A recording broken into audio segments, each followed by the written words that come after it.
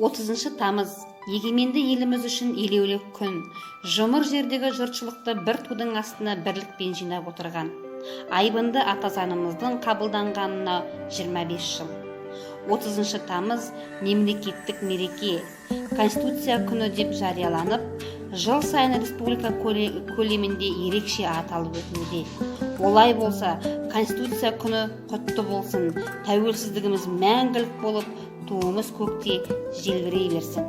Арайланған ата заң атты онлайн сурет көрмесін ұсынамыз.